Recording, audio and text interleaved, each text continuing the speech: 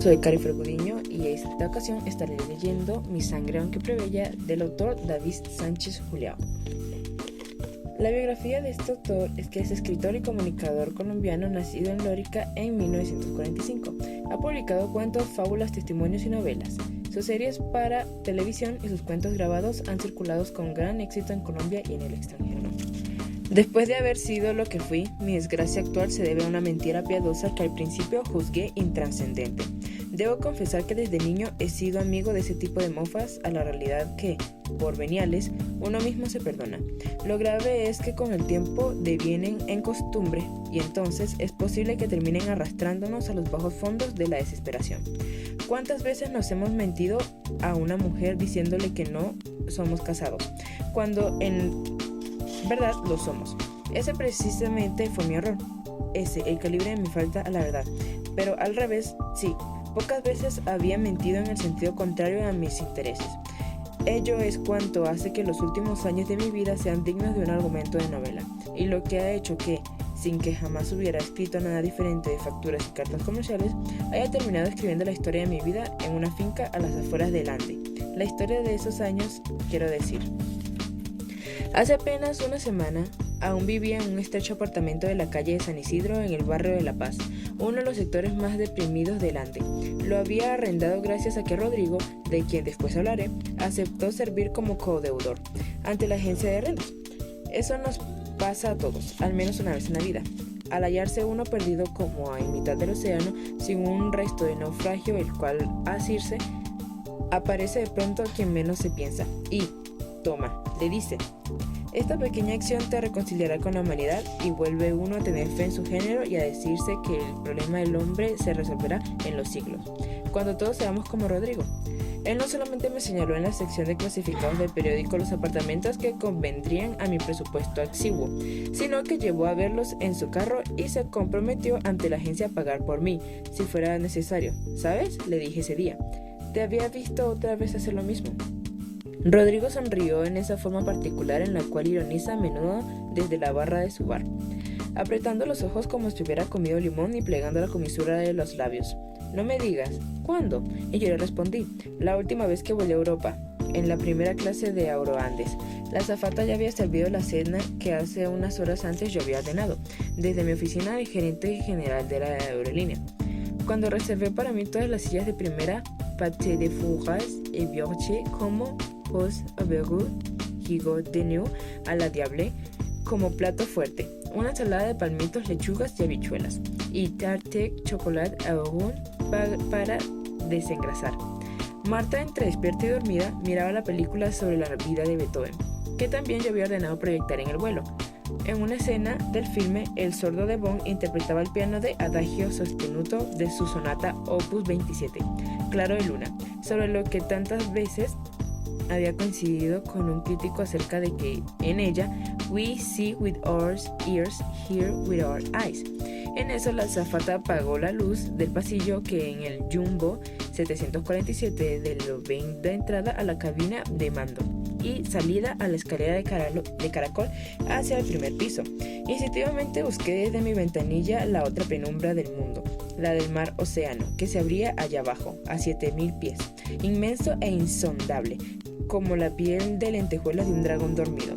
Me imaginé como el último naufragio del Titanic, cuando las espumas del hundimiento habían vuelto a ser agua común, y cuando ya no quedaba rastro de los botes de salvamento a los que solo se permitió subir a las mujeres y los niños. Ni una tabla, ni un salvavidas, ni el menor rastro de naufragio. Ya me iba a entregar el mar como a la amante más maligna, cuando de repente apareciste tú, en un helicóptero. Rodrigo volvió a mirarme con una sonrisa de limón. Poético y prosaico al mismo tiempo, dijo.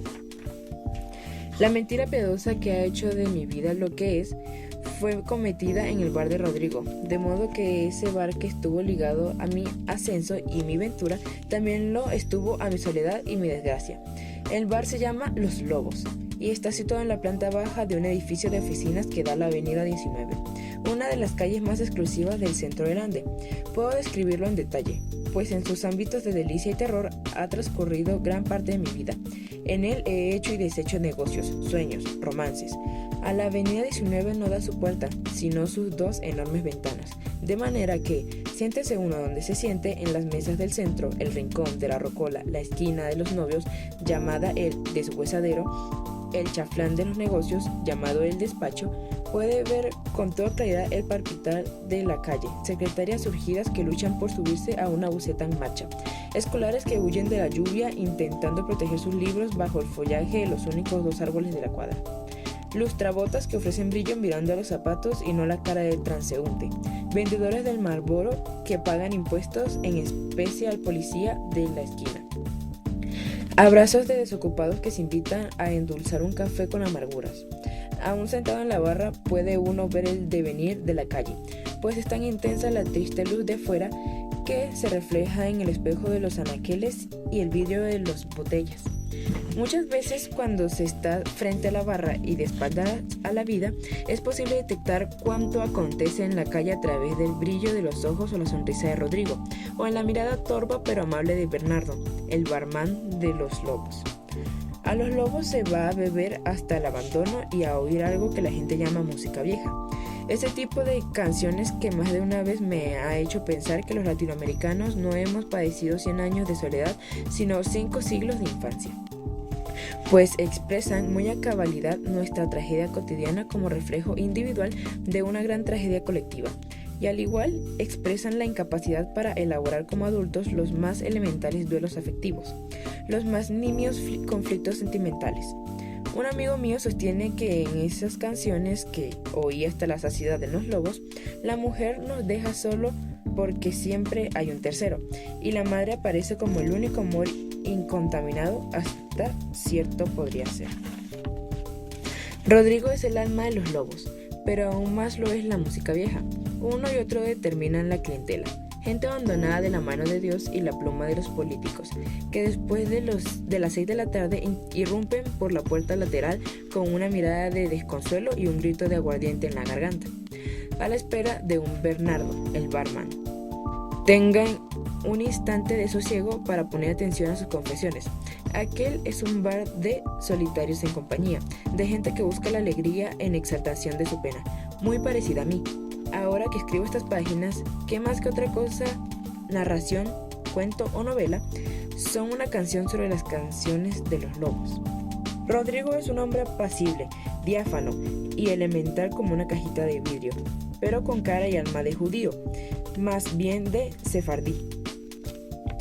Pese a su empaque de virtuoso del violín, su aura rubicunda y su pelo encendido de amanecer tropical, ama a Olimpo Cárdenas e ignora a Paganini.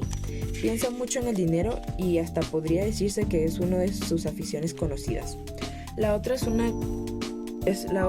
una pequeña finca, un coto de casa que posee un clima templado a 2 horas por carretera del Ande y que cuida en los fines de semana con el esmero y dedicación de un granjero, y que jamás, salvo para que esta canción pudiera ser escrita, la ha prestado por más de 2 días a personas conocidas. Otra de sus aficiones es el tabaco negro, de ese que venden en paquetes de cigarrillos baratos y que, según sus clientes, Rodrigo fuma para no tener que alimentar el vicio de sus amigos. A Rodrigo y a mí nos desune Beethoven y nos une la música vieja. En torno a este punto, mi relación con él ha sido como de vasos comunicantes. Sí, vi que él amaba tanto esta música que cuando habitaba el penthouse que pude comprar en mis años de vacas gordas, dediqué las tardes de una semana a grabar para él y su bar. Casi 20 casetes con canciones de Olimpo Cárdenas, Julio Jaramillo, Óscar Agudelo, Alcia Costa, Jaime Hernández, Armando Moreno y demás parientes para satisfacción de su clientela. Fue a partir de entonces cuando me convertí en asiduo visitante de Los Lobos, con el pretexto de que era el bar con mejor música en todo el Ande. ¡Qué barbaridad!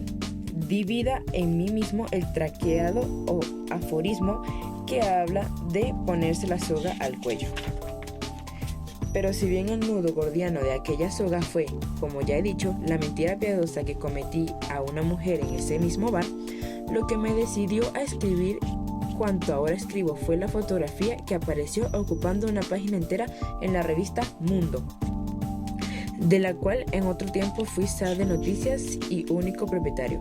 Ya había pasado todo cuanto iba a pasar, ya había conocido el poder y la gloria, el prestigio y la fama, el dinero y las mujeres, y también saboreado las amargas sales de la agonía y el muladar de la derrota. Estaba esa noche sentado en la mesa que siempre ocupaba, junto al rincón de entrada a los lobos, con el oído atento a la música y las manos ocupadas en desprender la etiqueta de la botella de aguardiente. Cuando Rodrigo se acercó con una expresión de furia y desafío, cambió el vaso de lugar y dejó caer la revista abierta ante mis ojos. «Toma», me dijo, «lo que faltaba para que escribas ahora sí, una canción». En la capilla auxiliar de la iglesia de San Juan de Miraflores, en el barrio de Lima de la ciudad del Ande, contrajeron matrimonio en pomposa ceremonia religiosa la distinguida dama doña Carmen Palacio del Castillo y el conocido industrial y hombre de empresa don Rafael de Lima. La ceremonia contó con la asistencia del señor presidente de la República y su señora esposa, varios ministros del despacho, altas personalidades del mundo social, industrial y comercial del país, y fue oficiada por su ilustrísima el cardenal primado. Más información en las páginas siguientes. Segundo capítulo. Desde esa misma mesa del rincón, junto a la entrada, vi a Carmen Palacio del Castillo por primera vez. Las ocupaciones de un cambio de impresor para mi revista me habían mantenido alejado de los lobos por una semana. Tan larga parecía haber sido mi ausencia de la oficina como cariñosamente algunos amigos llamábamos al lugar, que cuando me vieron entrar, Rodrigo, Pacho, Gustavo y Jesús me tomaron del brazo y me sentaron en el sitio que siempre ocupaba, y enseguida vaciaron sobre mí un chorro de aguardiente. «Ya es hora que estuvieras bautizado», dijo Jesús. Después, con la sorna que siempre lo ha caracterizado, Bernardo, el barman, se acercó trayendo un juego de servilletas en la mano y me las entregó con una venia exagerada. «Ya ve, don Luis Enrique», bromeó, «eso le pasa al que no viene a trabajar, es que no hay derecho», agregó. «Tiene que venir a la oficina a producir». Apenas en ese instante la vi. Antes que nada me impresionó su piel canela, después la suave curva de su nariz, altiva y señorial como aquella de las heroínas patrias. Estaba sentada a la barra sobre el primer butacón, de manera que yo, o quien entrara, podía apreciarla en todo su esplendor de piernas cruzadas y de tacón izquierdo sobre el portapiés.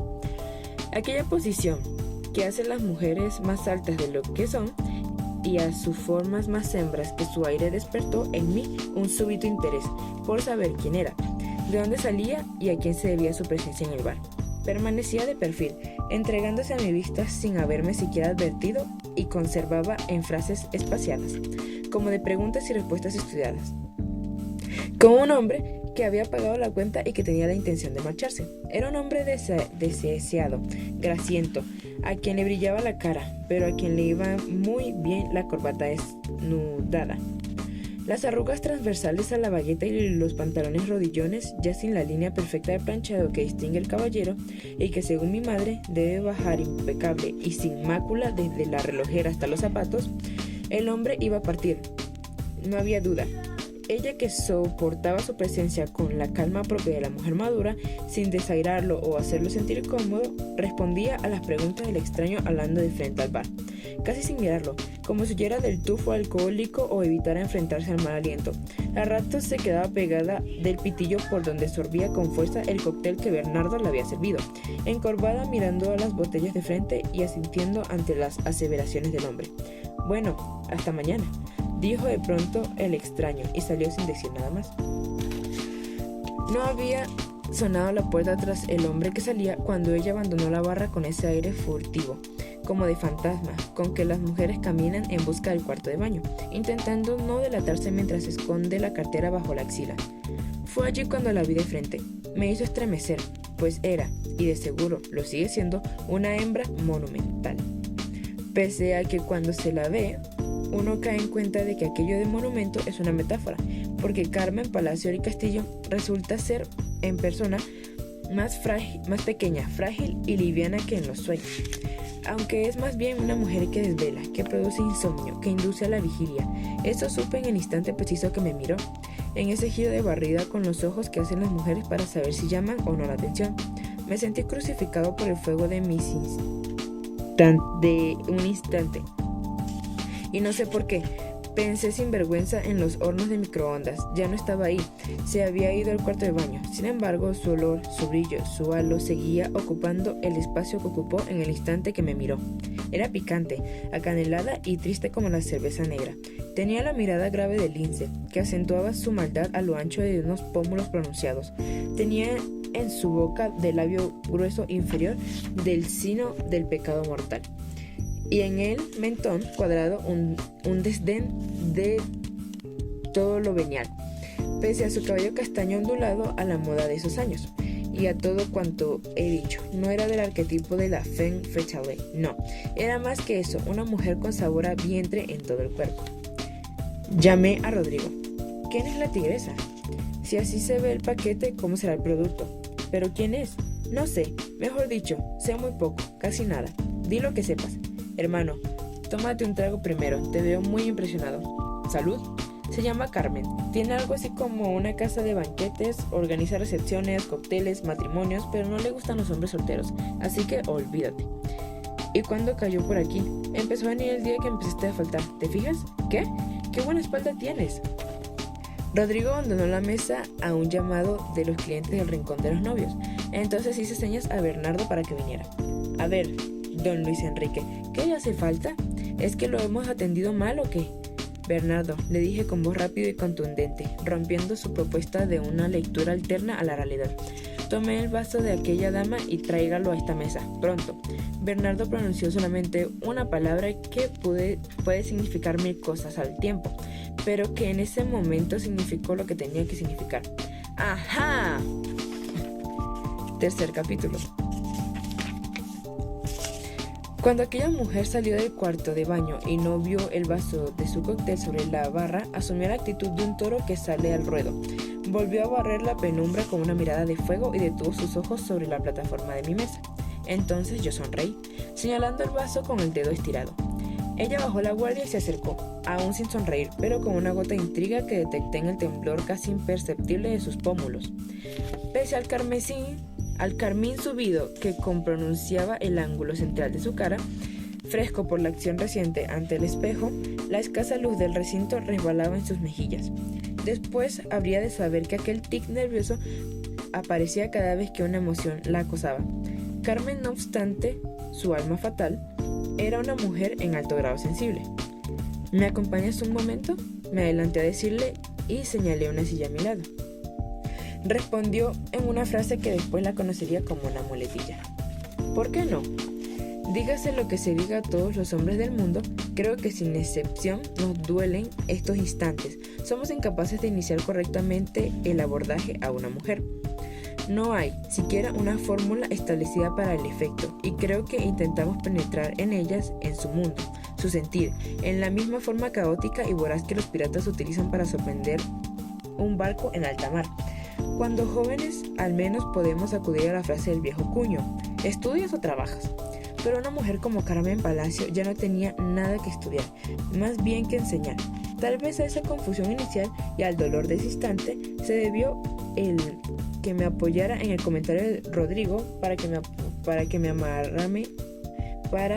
amarrarme a sus palabras, a su vida. Me dicen que no te gustan los hombres solteros. Rió. ¡Carambas! Y volvió a reír.